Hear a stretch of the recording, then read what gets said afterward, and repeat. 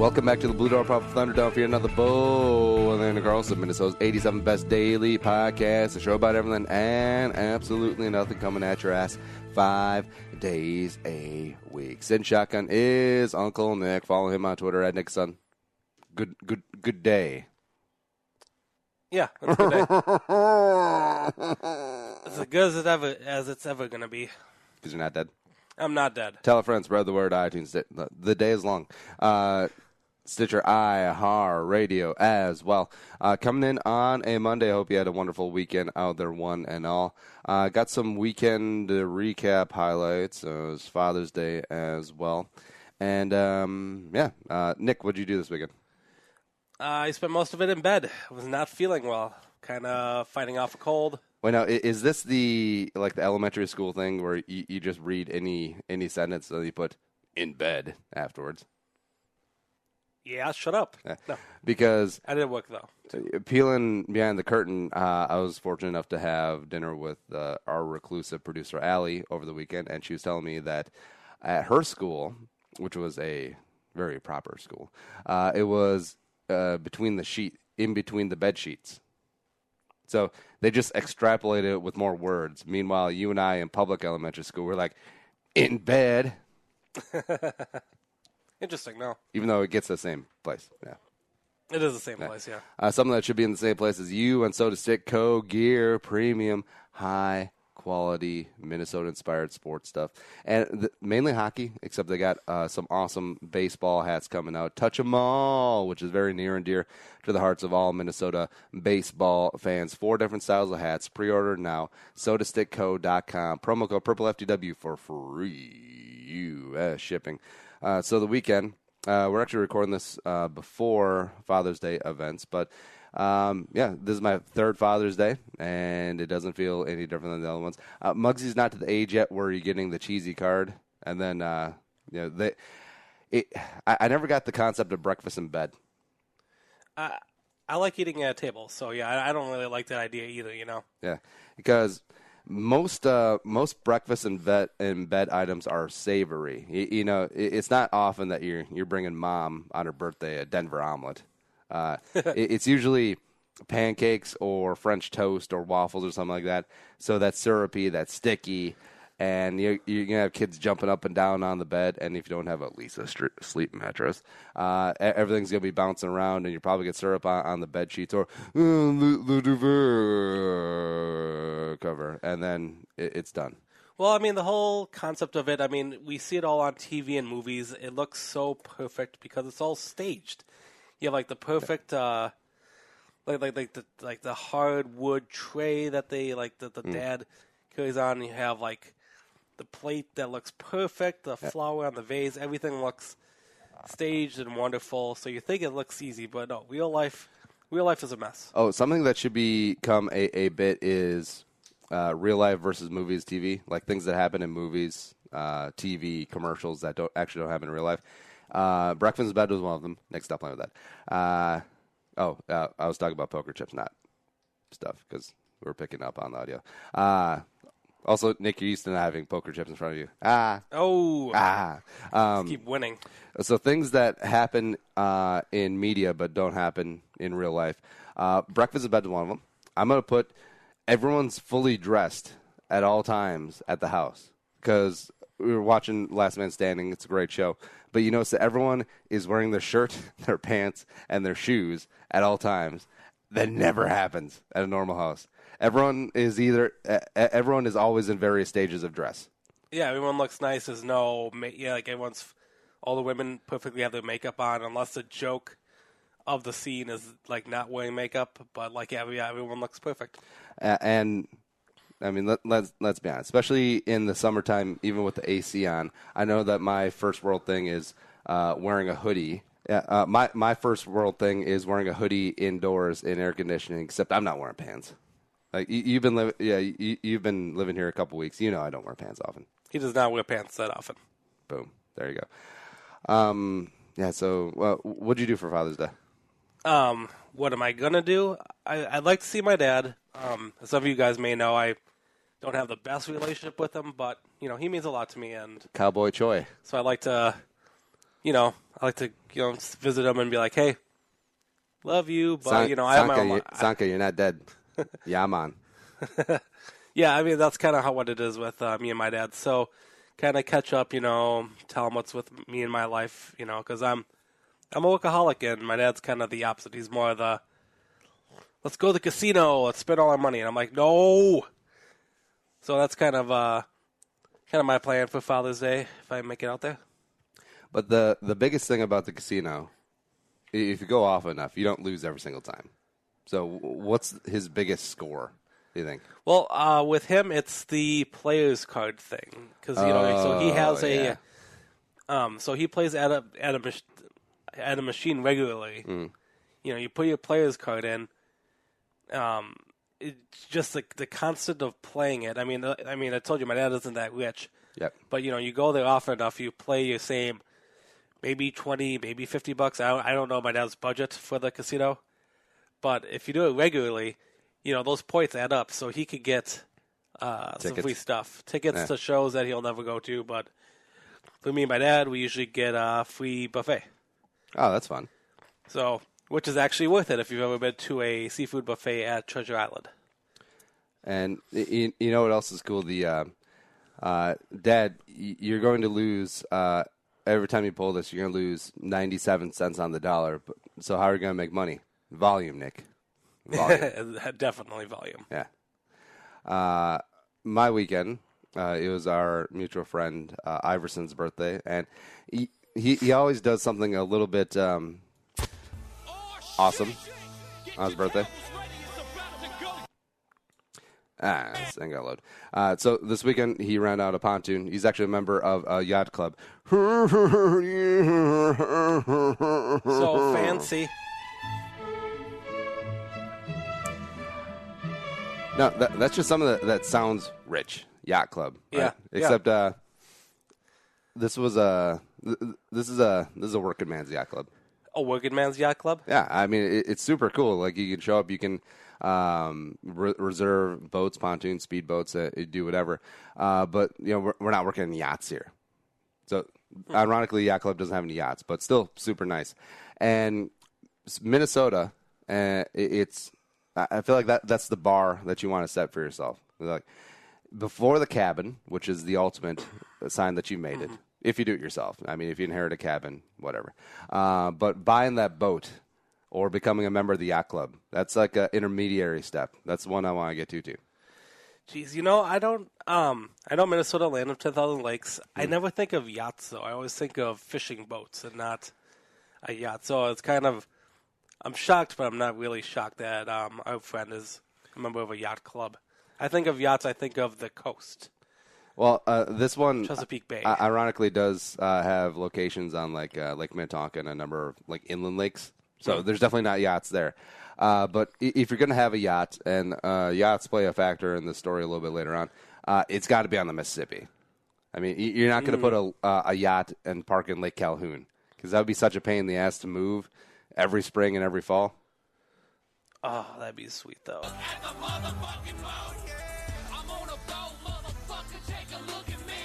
Remember when this used to be a thing? Oh, yeah, they were huge.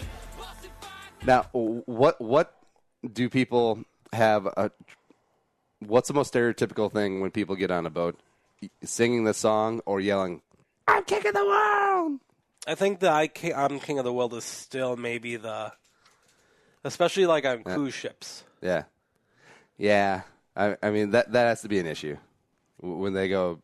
I mean, because on the first day on a cruise, there has to be a queue, of 50 people deep of trying to get to the front of the ship. And then all their friends are trying to Instagram it. Yeah. And then Lucy drops her phone into the ocean. No. Where's the T-Mobile store on this boat? They don't have one? What kind of cruise ship is this? Have you ever been on a cruise? No.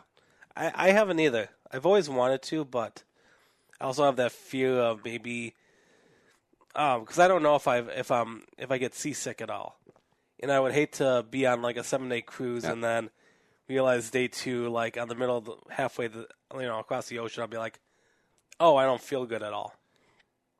Oh well, I might do a day cruise or something. Yeah, I mean that would be good to know before you plop down $5,000. Slightly good enough. But yeah, it was an awesome time. Got on pontoon. I feel like pontoon, that would be my 1-1 in terms of boats for buying. As opposed to, speedboats are supposed to be fun and stuff. You can water ski behind them, but I don't know. It's not really my thing. I'm much more of a relaxing cruiser type guy. I agree. I would totally do pontoon. Well, in my case, fishing. Because a pontoon would be a good fishing boat. So I would folk over that more than getting a speedboat. Yeah, and I know speedboats mostly like testosterone. Like I have no interest in jet skis. I know that everyone like creams in their jeans over jet skis and snowmobiles.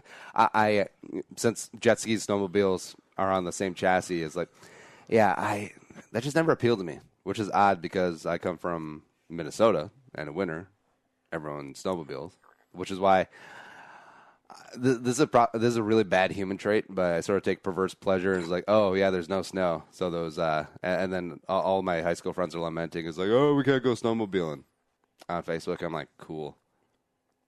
Good. I never snowmobiled. There was a rap song. It was Jay-Z and I want to say it was Nas when they were wearing like Arctic Cat stuff and they're rapping about snowmobiling. No way. Yeah. Like, go to Google. I kind of want to find that out. Have you ever been water skiing, Nick? Yes, one time. How'd you do? I fell many times. No way. Yeah. It was something where like a buddy of mine had a speedboat and we went up north and tried it a few times and then like it's all about trying to get up and try to balance it. And like the third time, my third wipeout, I was like, nope, done. Yeah. So then I stuck with a tube. Yeah, tube is the way to go. And just more getting out and getting some sun and having a couple of adult beverages.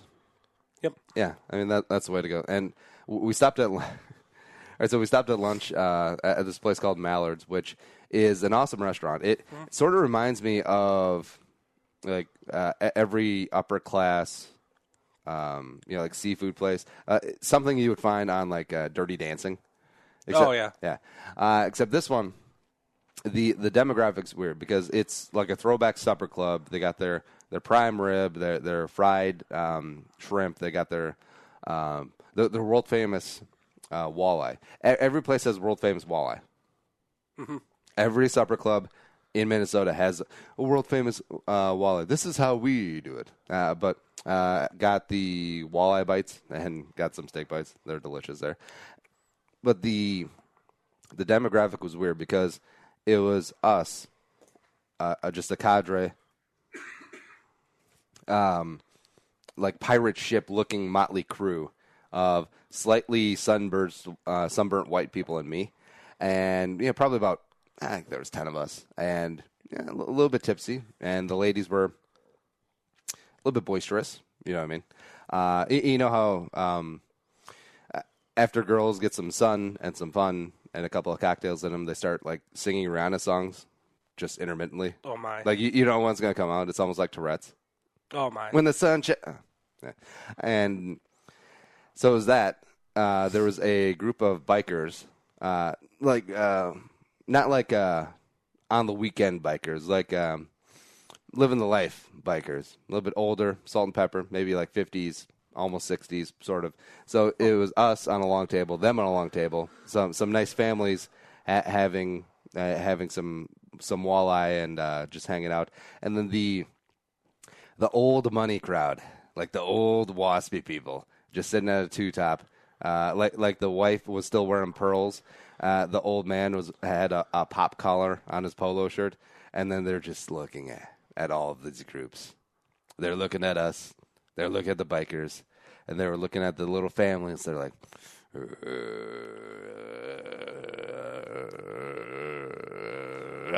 not in my supper club.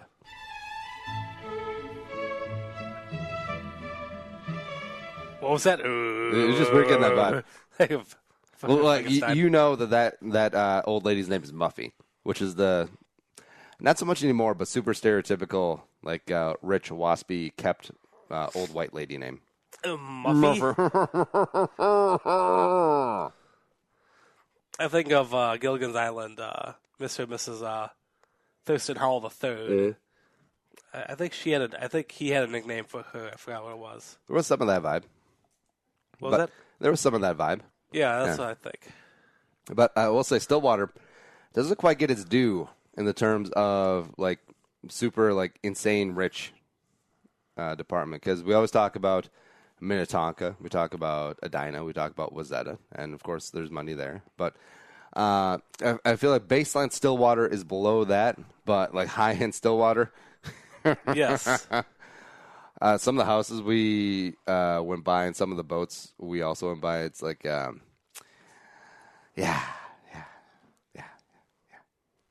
Yeah, I could see myself retiring out there, Stillwater. I know a lot of people do bar hopping in like downtown Stillwater is good, river time stuff. It's just that in winter though, I don't think there's much going on. Oh, what are you talking about? They have a great hockey team. No. Also, the new bridge over in Wisconsin is almost done, so maybe finally there will be less congestion at that stupid bridge downtown Stillwater, where it's a 4-way stop. Oh, I forgot about that. Yeah. Yeah. Interesting. But we also, there was a boat show going on, and we decided to just saunter on down there. And there was 5 boats, all yachts, and they ranged from $500,000, I mean, for a person on a budget when you're buying a yacht, to $1.8 million. Now, this thing, gorgeous boat, great topside. We also found out that the line of demarcation, the Mendoza line, for knowing if you have a boat or if you have a boat, is that little spinny radar thing at the top. Oh, yeah. Yeah. That's how you know you have a boat. But this thing, it was nicer than most houses that any of us will ever own. Like the interior, like mahogany, like high-end Egyptian cotton everywhere, just completely high class. There was 2 master bedrooms. Oh, man. Each with an ensuite, like a full ensuite with it. Well, I guess it would be 3/4 because there's no bathtub. Okay. Because why do you need a bathtub? Because, yeah. And then there was the kids. There was a kids area where there was 4 beds, like bunk bed style. Yep. And I would live in the kids' room. Hell. And like a full kitchen area, and it was exquisite. I mean, it's definitely life goals. But even if you come up a little bit short, you're fine. Because $1.8 million, that size of boat, gotta think that slip rental, it's probably $20,000 a year. And then winterizing that boat, paying someone to haul that boat, gas on that boat, insurance on that boat. Yeah, you gotta be pretty all right. Did you get to meet the owners of the yachts? I have no idea who owns the yachts or if it's the place that's selling the boats. They're just like, please buy these boats. Please take these boats off our inventory. Yeah. Oh, but this one. All right, so we got clips. This is a $41 million mega yacht.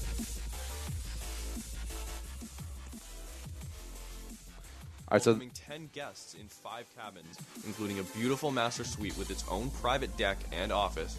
Each room is equipped with a private bathroom. Why do you need an office on a boat? Unless you're working full time. Complete control of the room's features with the push of a button.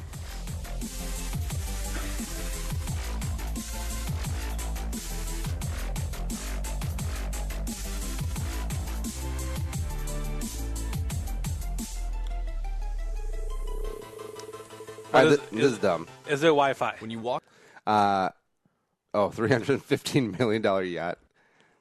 Okay, now I gotta see this. In Dubai? Dubai, $315 million yacht for sale at Boat Show, 2014. I think was that a helicopter? Yeah, a helicopter.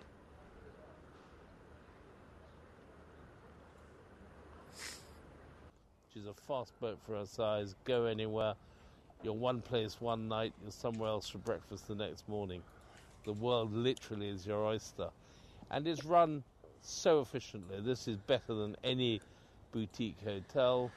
And the difference is with a hotel, you wake up in the morning and you see a fantastic view. Here you wake up in the morning and you see a different fantastic view every morning. So More really, ocean. Yachting takes a lot of beating. They must have a staff. You have to pay for a staff. Yeah. Mind blowing.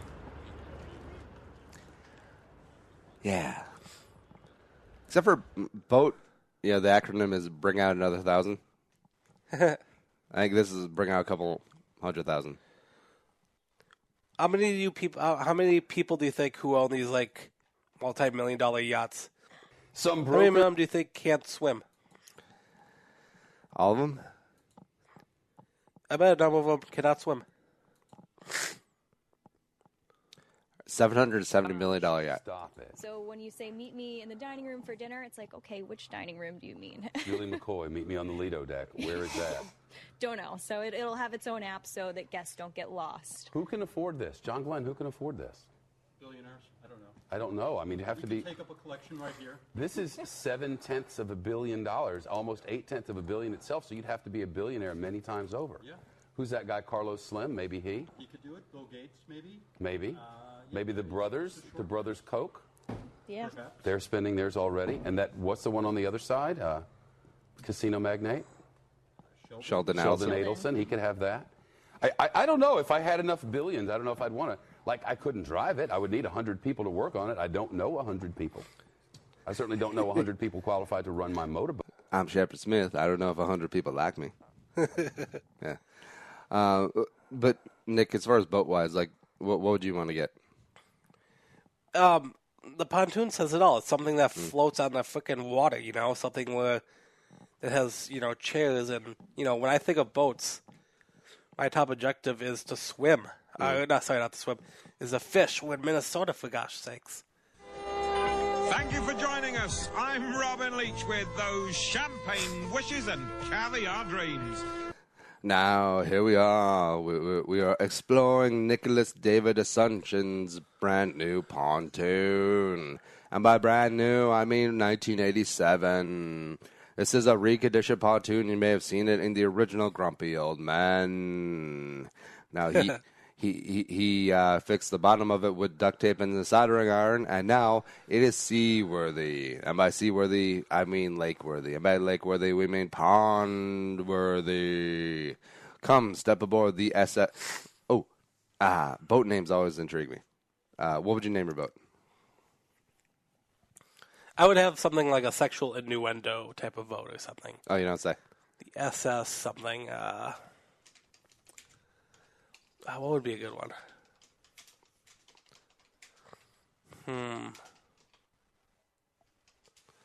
I'm trying to. I couldn't think of one off the top of my head. The SS Meg. SS Meg. Yeah. The USS Faster and Superman, Batman, whatever it is. Oh yeah, that Family Guy episode. Yeah. I don't know. I feel like you're required to have something clever as your boat name. Something that when they read it, they'll be like, ha. Like one we saw yesterday was No Prenup. Yeah. Or Better Than Steve. A name that is going to have a story behind it. But yeah, it's stupid when they do like the SS made it or SS Made it. paid off. I'm like, yeah. What was Forrest Gump? The Jenny. Four. Named after the girl. We got Jenny 5. All those boats had AIDS. That's my boat. My favorite scene in Forrest Gump is when he just jumps off the boat to greet Lieutenant Dan, and then like all of a sudden, like in the background, you see the boat just crash into the dock. Yeah. I feel like operating like one of those dockside restaurants. I think that'd be a pretty good life. Yeah, not here. Some are year round. Some are down the Florida Keys where you just got the dock, and then you just got cold beer, you got shots, and you have like great fried grouper or something like that. Grouper? What? Yeah, What's a grouper? it's a fish. Oh, It's a very delicious fish, Nick. I believe you. Yeah, or sea bass. Sea bass. No. Yeah. I'm not a big seafood guy, so Can we at least have a burger menu for me? I suppose. Or chicken wings. I mean, people like chicken wings, right? Yeah. You can get those frozen. Yeah, Let's that's get fine. those. Would you ever retire in Florida, Nick? I think it'd be too hot down there, and there's so much, I don't know, hurricane season and stuff. I don't know. I think no. It's not a top destination for me. What would be your top destination? Honestly, Minnesota. I would go to maybe Lake City. Oh yeah, it's a pretty eyed area. Because I feel like that place was built for retirees because you have because a lot of that Highway 61, you have a bunch of seaside property. Talk on a topic with boats and stuff. You have a lot of seaside properties, and I feel like that's just a really relaxed, down to earth city. And hopefully, by the time when I get old, by old I mean 40, they'll open up like a Chipotle over there, and I'll be happy. All right, so close out the first half of the show. All right, so we have to talk about it. The Philando Castile verdict. Oh. Officer found not guilty. Now, Nick, this happened in your backyard. Yes. I was living in Lauderdale at the time, and Lepner Avenue is a major major street. I go down many times, and yes, even today there are monuments. There's pictures and whatnot up for Castillo. So yes, it has definitely changed a lot. Thoughts on the not guilty? No, I don't really have thoughts. This is really racist. Oh, sorry, go ahead. This is such a bad situation, and I don't think there's enough proof or enough evidence given. As far as I know, I mean, they haven't showed the dash cam tape, and I don't think the officer had anything on him at the time to record stuff. I didn't have body cam. Yeah, and it's just, this would be a really tough thing to call. It doesn't surprise me that it took as long as it did because I know the jurors asked for multiple breaks, they kept asking questions, and it was a tough thing to call. I saw it going either way, and no matter what, there's still a lost life. A cop who is now lost his job. Well, quote, they made a mutual agreement to not have him with that department anymore. I mean, so many lives were affected by this, and it's heartbreaking. Well, I think a cop is culpable to some degree. It was more, it wasn't malicious. I think it was more young cop, got jittery, and we don't know exactly what happened before that Facebook Live started rolling. Was he following everything according to Hoyle, what you're supposed to do when you have a license to carry and you have a gun on you? Put your hands right on the steering wheel, officer. How would you like me to proceed here? But everyone keeps going back, and social media has been kind of a interesting place since the verdict came down. But it's we all saw the video and da-da-da. But the video is the aftermath and then a one-sided narrative of what happened from Diamond, right? So we don't know exactly what happened beforehand. I do think when this inevitably goes to a civil trial, I think Yanez will be found culpable of something. But overall, this guy didn't need to die. And the officer, I don't think it was specifically malicious that he was targeting a black African-American man. And I know a lot of people right now are saying never been more ashamed to be Minnesotan, but they're not looking into did the prosecution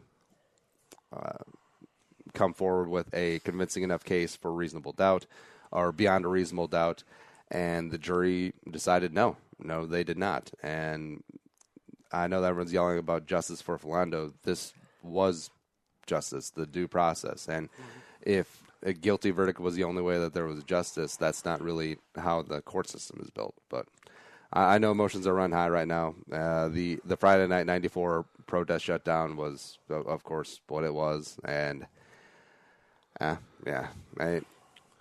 just lucky that, or not lucky, I'm just glad that this isn't become a Ferguson type situation where we got the National Guard coming in, and yeah, I'm disappointed too, and a lot of people are disappointed. But I mean, there was really no getting out of this without controversy. What's sad about this, and I don't want to bring up a second story here, but this isn't even like the major national news media lawsuit this week. I mean, we could even talk about the Cosby. The Cosby thing happened this week too. So, like, what a crazy, insane week for trials right now, and ours, right in our hometown here of the Twin Cities, this wasn't even the biggest one of the week. If Giannis had not been Latino and had been a Snow White, blonde-haired, blue-eyed cop, this would be the biggest story of the past 5 years. I'll agree with you on that one. Yeah. I just found out that he was Latino. I thought he was Asian. Yeah, I thought he was initially Asian, too, because he looks Asian, right? And so I was like, damn it. What? Yeah. Just like the Asian doctor on the flight. Damn it. All right, we'll take a little break. We'll be right back with more Bull Andy Carlson on a Monday.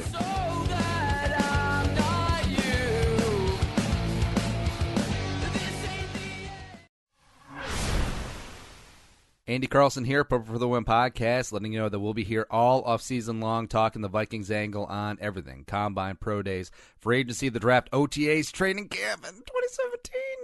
Baby. Get the show on 1500 ESPN Podcast One and the Podcast One app.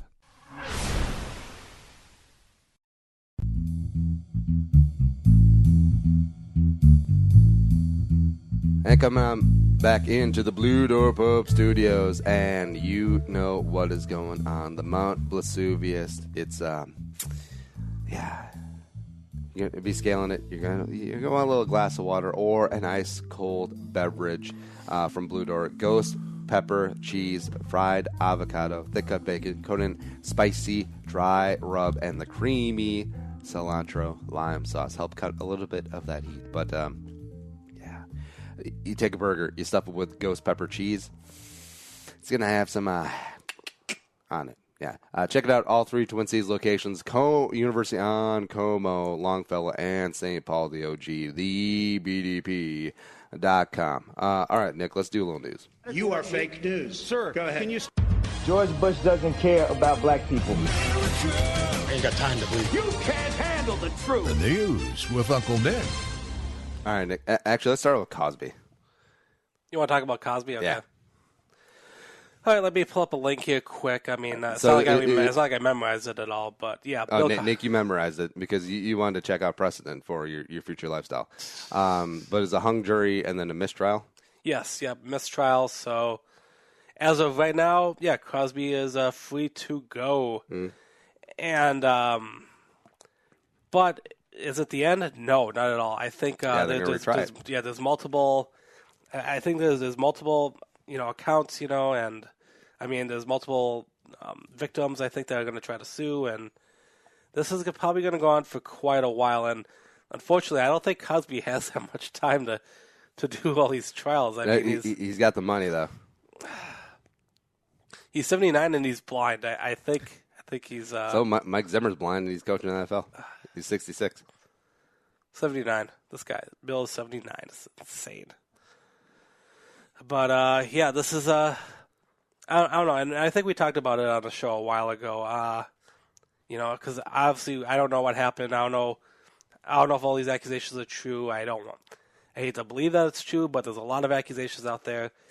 It'd be horrible if all these women are coming out with this crazy lie and just accusing this guy just to get some money.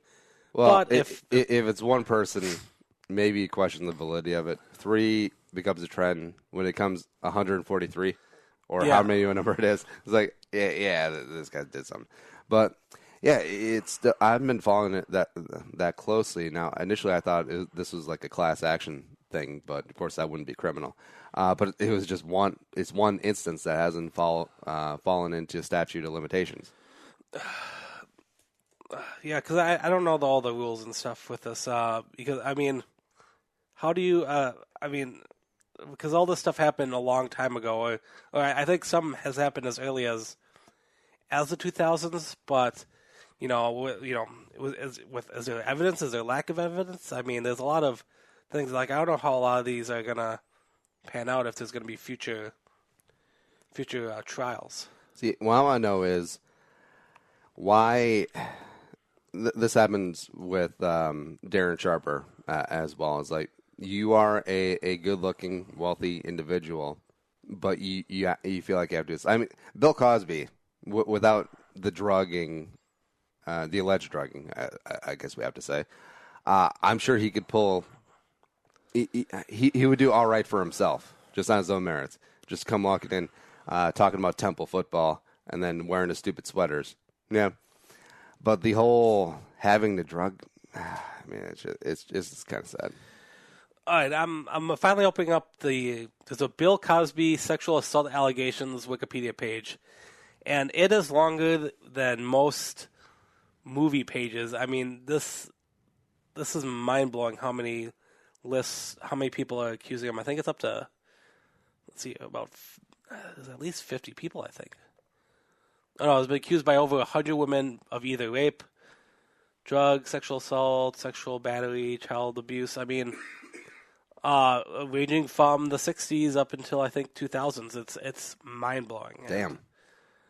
I don't know, and I remember Bill Cosby. I remember he was a big influence on my life, but I remember him growing up. I mean, the Cosby Show was big in the 90s. I never watched it, but you knew of it. Kids Say the Darndest Things, that was a popular show, and Ghost Dad and Leonard Part 6. Ghost Dad was a great movie. Maybe because I was just a kid. Yeah, it's... The CGI in that movie was phenomenal.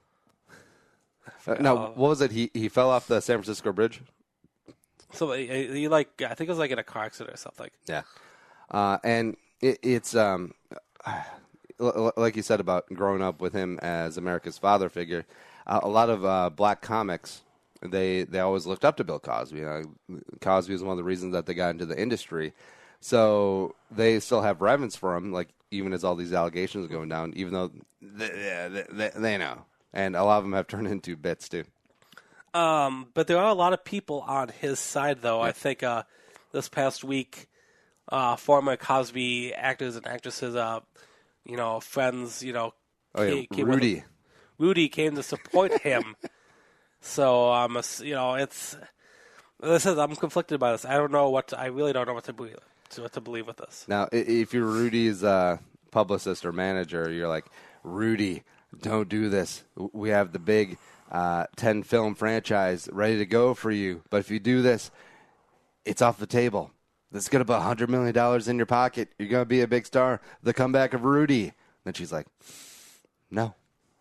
I shall cast that aside and throw my lot in with Bill, my TV dad.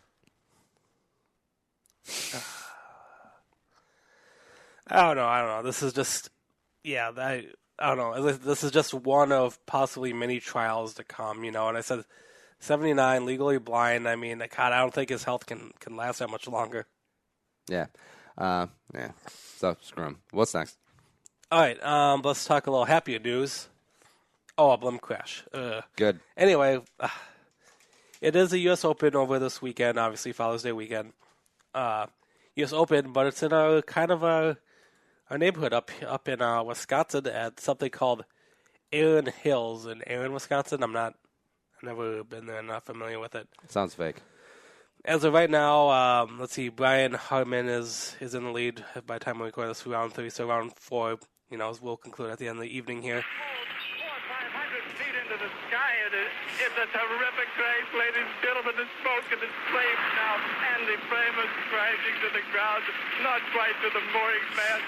All the humanity and all the fans. All the humanity. Not quite to the mooring mast. All the humanity and all the fans. All right, so we're watching the Hindenburg crash. Okay. And, man, that guy was actually, you only hear the humanity clip, but this guy was really broken up reporting this. Yeah, I mean, that was a big explosion. Why do we still have blimps at things? Like, I understand they're sponsored by, like, Goodyear and stuff, but aren't there all their aerial footage? Can't they just be replaced by drones? Eventually, yeah. But I don't know if this blimp was part of the the golf thing. Yeah, they said this was It was a private blimp operator. Yeah, so here you go. So the story we're talking about is a blimp crashed on the opening day of the golf tournament in Wisconsin here. I believe there was only one person, the pilot, who was injured. Got serious injuries, though, second, third-degree burns. But a lot of people reporting, outside of the golf course, like people could see the blimp crashing. So, yeah, that's pretty interesting. Yeah. Was anyone hurt or killed? No. The pilot was the only person who was injured. But he's not dead? I don't think so. Oh, good. Yeah. All right, what's next? All right, a random story I found on, thanks to Facebook, because, news is a bit too exciting. A website called roadsnacks.net had this link for the 10 most dangerous cities in Minnesota for 2017. Like, dangerous how? I was reading it a little bit yesterday. There was it's taking statistics from different websites of following news reports of any dangerous crimes or instances, and then comparing it to what's it called? How many people are in the cities, like violent crimes per capita, property crimes per capita. It does, someone was bored enough to actually kind of compile this and make a chart or something. So, want me to go through the 10 dangerous cities? Yep, do it. All right, let me pull up here. The other statistic I had to mention is I think the cities only count if there's 5,000 people or more in it. So, number 10, St. Paul. Well, yeah. How's that number not number one? I don't know. I'm kind of shocked, too. Number 9, Spring Lake Park. Okay. Which is a suburb, just a suburb of the Twin Cities. I always confuse Spring Lake Park with St. Louis Park. I wonder why. They're both so similar. Yeah. But number 8, St. Cloud. Number 7, Duluth. Wait, no, St. Cloud, are they still factoring in Jacob Wetterlings? No. Because that was in the area. It was close. Maybe the incompetency of Stearns County sheriffs. Maybe. Yeah. Number 6, Waite Park. What? Which I think is a suburb of St. Cloud. Oh. If I remember correctly, I thought I looked it up earlier. But so stay out of St. Cloud. Exactly. Number 5, Minneapolis. That seems kind of low. I know, I'm a little shocked about that too, but these last ones will be interesting. All right. Number 4, Bemidji. What? Like giant, like danger of being bitten to death by mosquitoes? Instead of bees, like in Macaulay Culkin and My Girl, it's mosquitoes up in Bemidji. That's how he dies. There's no specifics when it comes to Bemidji. I think it's just something with college and stuff. Because I think because Bemidji, there's a college there, and just a low population. So, a couple extra crimes here and there, I think statistically make it more dangerous. Can you be? All right, so this always got me. Like in the movies, they'd be like, "We covered him in honey and we tied him up out in the woods." Can you die from that? Like I understand fire ants for sure will kill you, but say we just covered you in honey and then tied you up to a tree outside of Bemidji. Like I feel like you would die from exposure before bugs. Unless there's a lot of bugs, or if I'm super allergic to something. Yeah. Let's not do that. In the name of science, though. No. All right, fine. Number 3, my favorite, West St. Paul. Gosh darn it. That's because my dad lived in West St. Paul for the longest time. Yeah, it's pretty hit or miss in West St. Paul. Yep. Mostly miss. Number 2, Brainerd, Minnesota. Now, is that like the Bemidji, factoring in small town? I think so. And it also has to deal with what the number 1 city is. Duluth. We said Duluth already. Damn it. I'll let you guess. I'll let you take 3 guesses. Okay. All right, so you alluded it's to a place up north. What would be up north? No, I said Brainerd. Cloquet. No. Montevideo. Closer, but no. Hutchinson. Virginia. Virginia, Minnesota has been voted. However, this website does the statistics. Did they explain why? Let me see here. There's been another murder. Much like the Queen of North, that's a Game of Thrones reference. Blah blah blah. Queen of North is crime and theft. I guess. It ranks 6th for violent crimes. Third for property crimes. So a combination of theft, I think, versus actual physical violent crimes. Well, but if everyone is stealing from everyone, that just ceases to be a crime and becomes potluck.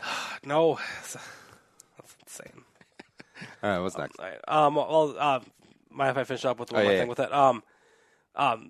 When doing this research on this story, there is a link about the 10 safest places to live in Minnesota, if you don't mind if I go through that quick. Oh, yeah, do it. Okay, so 10 safest places. I think it kind of did the same Stillwater. system. No.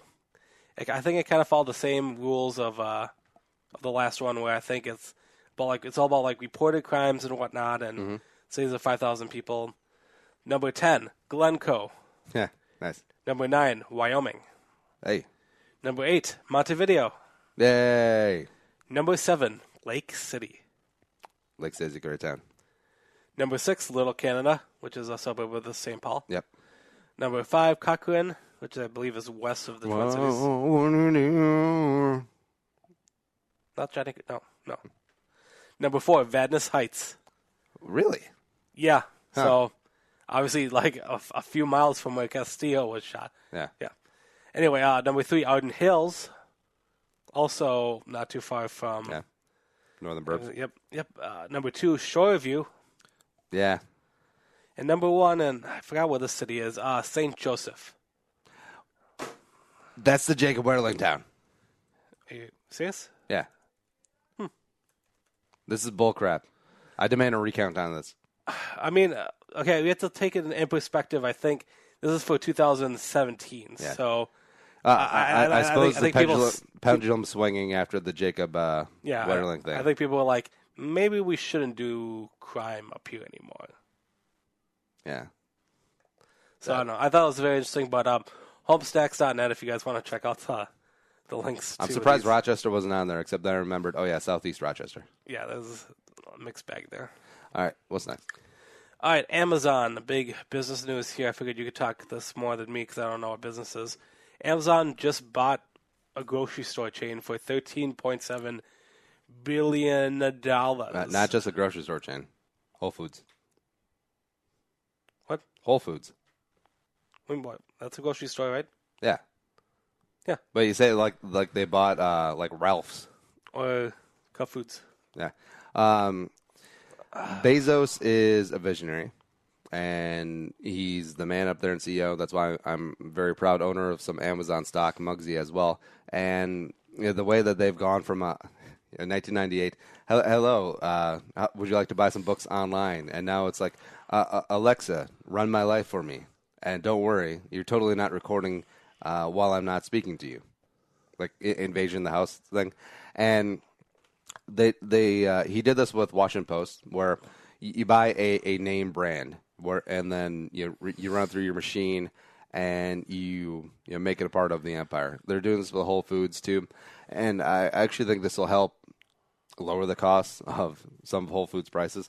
Whole Foods is not the cheapest place in the world to shop, because Amazon will help out logistically, and also I think there will be like more of an interactive online tie-in with Whole Foods. Like there'll be a tie-in of Whole Foods to Amazon Prime, I'm sure, or Amazon Pantry, which is a really cool thing as well. That will be tied in, and it's just a good marriage of brand name and then pairing it with Amazon's logistics. It's going to be phenomenal. Are there any downsides to this at all? No. Okay. Yeah. Because the only thing I think about is what's that show, Parks and Rec?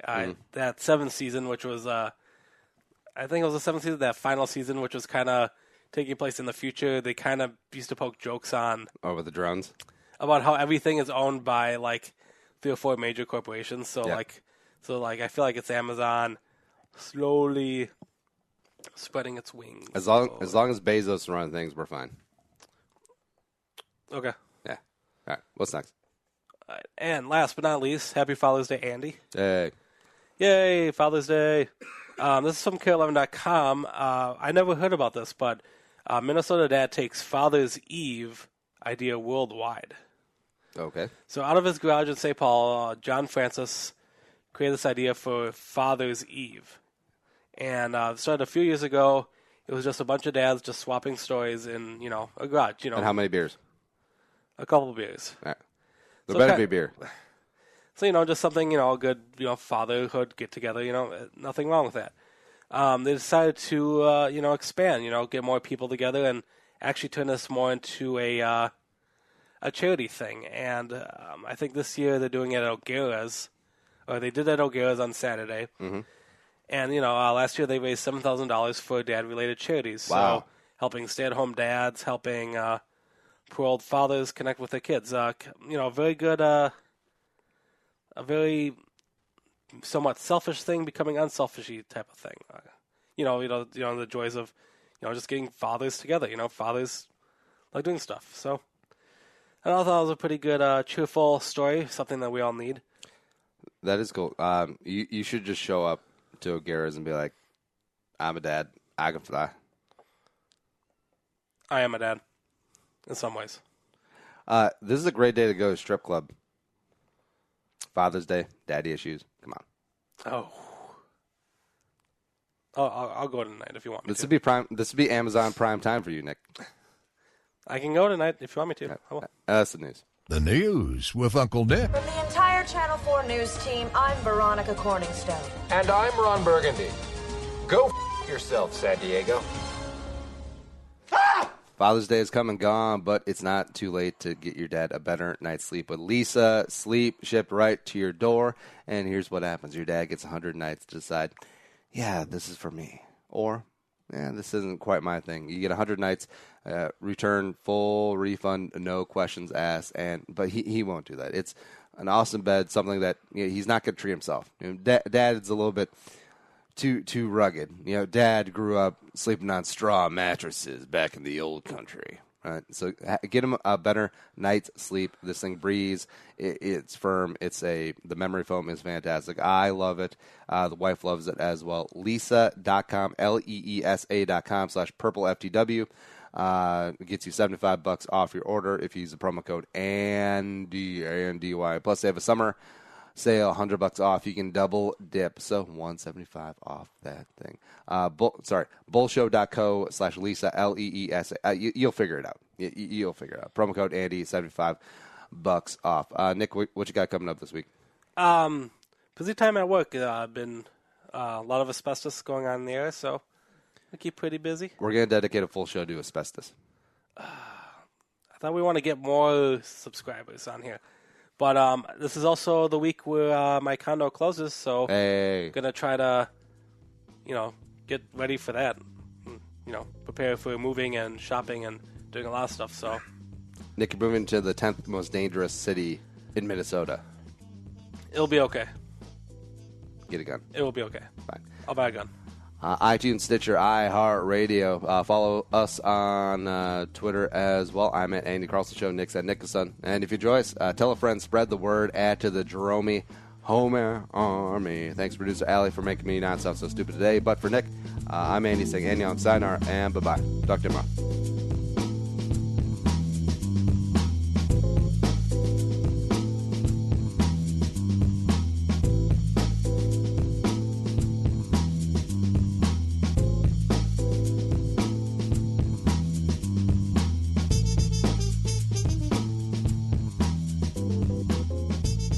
Thanks for listening to Bull with Andy Carlson, Minnesota's 87th best daily podcast. Download the show on iTunes. Everyone's middle name is Jerome.